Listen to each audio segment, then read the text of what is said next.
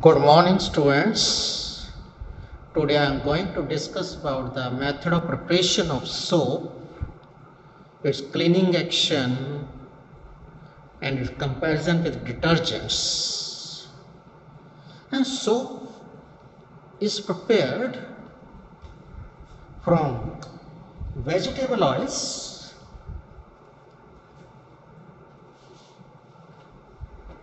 for bar soap we use good quality of oil, and for inferior soap like for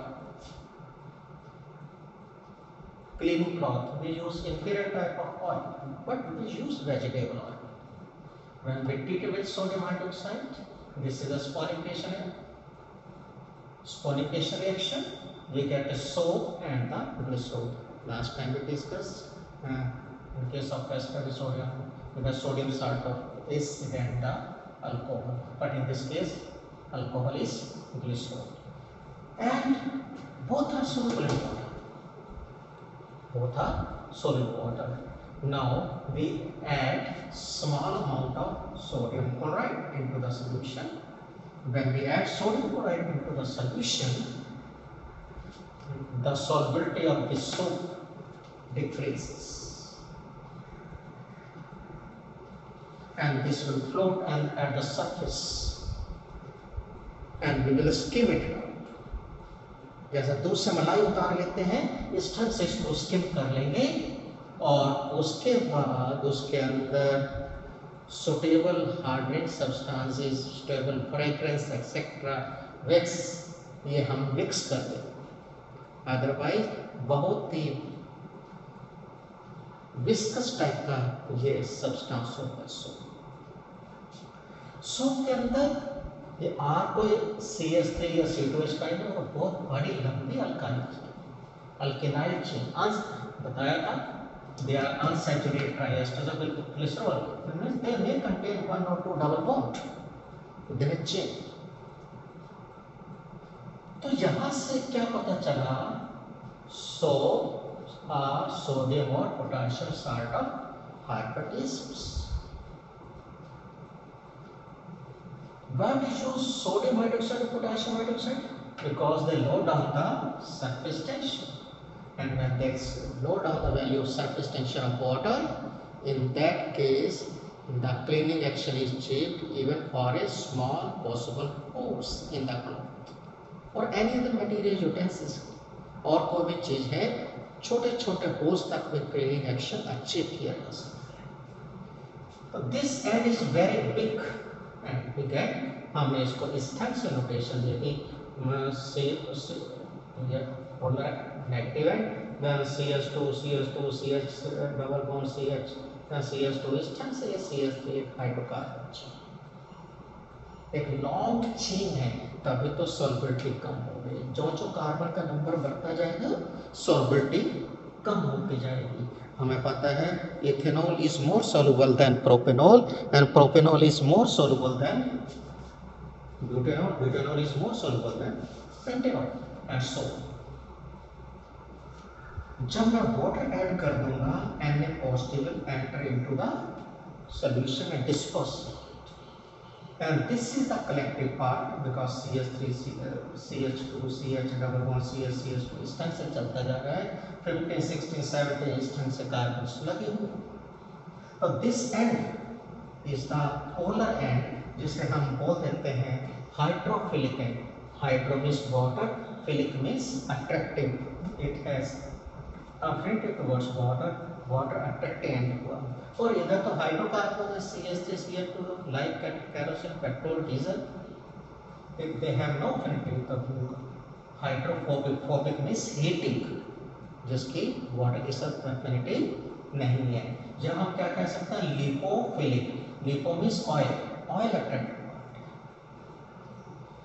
अगर मैं soap solution को soft water के अंदर add कर देता हूँ, तो वाटर है, तो वाटर किस एंड को अट्रैक्ट करेगा, इस एंड को अट्रैक्ट करेगा. सभी नेगेटिव एंड इनवर्ट साइड हो जाएंगे, और hydrophobic part and positive get disperse to the medium. और थोड़ा सा ऐसे शिफ्ट करते हैं, बबल्स बनते हैं. क्या होगा? ऑयल पार्ट आउटवर्ड साइड बीच में वाटर का होगा, एक बबल्स बन जाएंगे जिसे आप फ्लोट से छाप हो। अब हमने इसके अंदर क्लीनिंग एक्शन करना है, तो मैं बोल रहा हूँ आपका कपड़ा गंदा कभी भी डस्ट की वजह से, कार्बन कंटेंट की वजह से नहीं है। अगर उसकी वजह से सिर्फ उसी की वजह से, अगर उसकी वजह से होता है, डेली कपड़ा बीट करते, झाड़ देते, पहन लेते, जैसे दरी को झाड़ लेते हैं। लेकिन कपड़ा गंदा हुआ, एयर के अंदर कुछ ऑयल ड्रॉपलेट्स आपके बॉडी से ऑयल स्प्रेड करते हैं, या आप कभी बॉडी के ऊपर ऑयल लगाते हैं, वो ऑयल क्लॉथ के साथ स्टिक कर गया, और जब ऑयल स्टिक कर गया इस पोर्शन पे, मान लीजिए ऑयल स्टिक कर गया, अब जो सी डस्ट होगी वो उसके साथ अटैच हो जाएगी। जब डस्ट उसके साथ अटैच हो जाएगी वो रिमूव नहीं होगी। यहाँ पे ऑयल नहीं है, यहाँ पे डस्ट है, मैंने झाड़ दिया, लेकिन यहाँ पे वो नहीं उतर पाई। तो इस ढंग से यहाँ पे मैंने ये क्लॉथ ले लिया जिसके अंदर ग्रीस क्या है, ऑयल प्लस डर्ट है, वो है। अब मैंने इसके अंदर सोप मिक्स कर दिया, और इसके साथ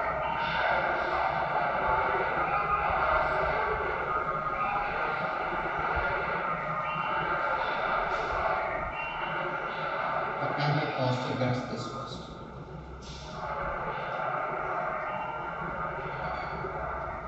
और नेगेटिव। अब ऑयल को होल्ड करेंगे, ऑयल को पकड़ लिया इसमें, इस ढंग से मिक्सर करेंगे। Outer end is water attacking, invert side is oil, oil को अटैक करने के लिए ऑयल वाला portion lipophilic end invert side आ गया, और इस ढंग से क्या बन गया, मिश्रण बन गया। तो क्या क्लॉथ को सोप के अंदर डिप कर दें और तार पे डाल दें? नहीं, आपने तो और उसको गंदा कर दिया। आप तो उसके साथ पहले ऑयल था, डर्ट था, अब सोप भी हो गए। नहीं, आप क्या करेंगे, शेकिंग और बीटिंग और रबिंग इज रिक्वायर्ड। ये बुक में क्वेश्चन है, why shaking? In that case they will leave the मिश्रण। On shaking, rubbing or beating the cloth, you will remove the misses. Body पे भी ऐसा करते हैं, उसके बाद सोप लगाया रगड़ते हैं ताकि जो भी ऑयल ड्रॉपलेट्स हैं वो रिमूव हो जाए। तो रिमूव कर, then on washing with water, पानी तो चला गया, क्या बचा, डर्ट बच गया। On washing with water, dirt and unused soap will also leave the cloth। हम जो सोप भी और डर्ट भी क्लॉथ को छोड़ के चली जाएगी। In this way the cleaning action of soap is achieved. First of all we will dip the cloth into a soap solution at the dirt side or greasy part. The soap molecule oriented in such a way that hydrophobic and or lipophilic end is oriented towards the oil and hydrophilic outward side. In this way they form a miscels or micelle, and then on rubbing miscels or micelle leave the cloth. Then on washing with water, dirt and unused soap is also leaves the cloth. No, this soap will not work if we use alcohol instead of water as solvent. In that case, there is no formation of miscels. The soap will not work if water has acidic nature. The reason in that case, N is replaced by H. You will get carboxylic acid, which are insoluble and they will float on the surface, and hence no chances of formation of miscels. Soap will not work if we use hard water. Hardness of water due to presence of hydrogen carbonate, chloride and sulfate salts of calcium and magnesium. Temporary hardness is due to hydrogen carbonates of calcium and magnesium, and permanent due to chloride and sulfate salts of calcium and magnesium. So when soap is added to hot water, the first of all the soap will combine this hardness causing impurities and they form a scum, एक white part बन जाएगा। अब बचे तो soap तो leather बनेगा, झाग बनेगा, क्लीनिंग एक्शन होगी, मिसल बनेगा, पहले सोप का काम है जितना पानी के अंदर कैल्शियम मैग्नीशियम है उसको रिमूव करेगा। क्या ऐसा हार्ड वाटर में यूज करना चाहिए सोप? नहीं।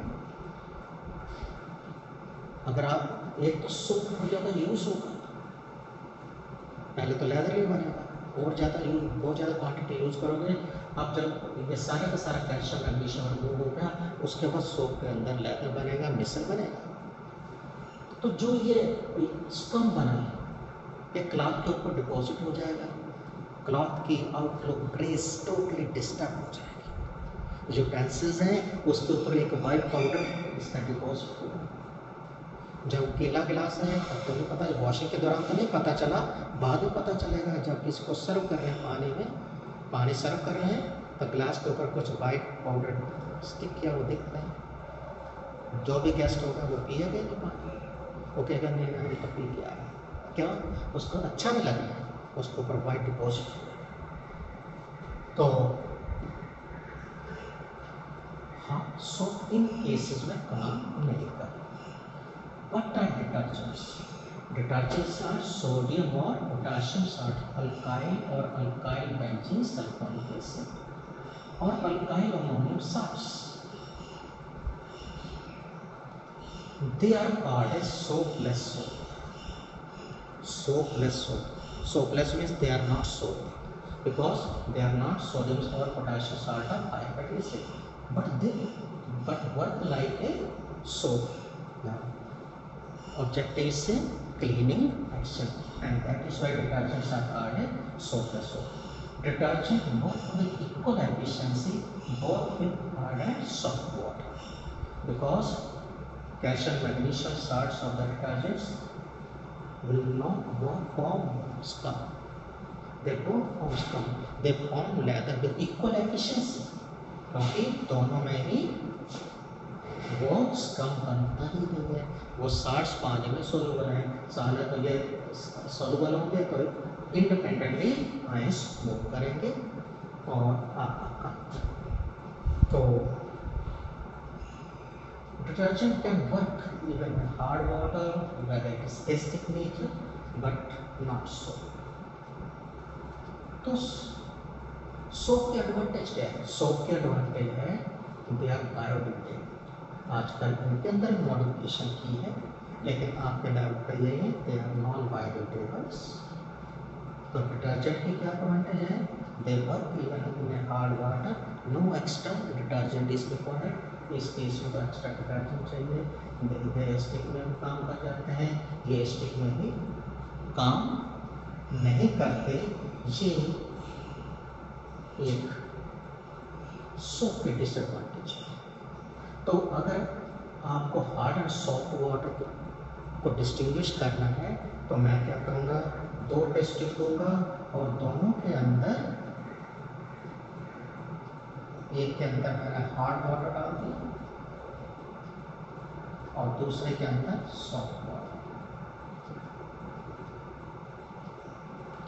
दोनों में इक्वल ड्रॉप्स हमने equal number of drops soap solution पे डाल दिए, यहाँ से सोप सोल्यूशन डाल दिया एंड शेक किया। हार्ड वाटर के अंदर लेदर या तो बनेगा ही नहीं या बहुत कम लेदर बनेगा, सॉफ्ट के अंदर बहुत ज़्यादा लेदर बनेगा। Means soap can be use to check whether the water is hard or soft, but you cannot use in case of detergent because detergent work with equal efficiency। दोनों में बराबर का फोम बनेगा, बराबर का जो है फोम बनेगी, दोनों में इक्वल एफिशिएंसी से क्लीनिंग एक्शन होगा। तो ये आपके जो सा लास्ट टॉपिक था इस चैप्टर का, इसको अच्छी तरह कर लेंगे और बुक से जितने भी क्वेश्चंस हैं उनको बड़ी आसान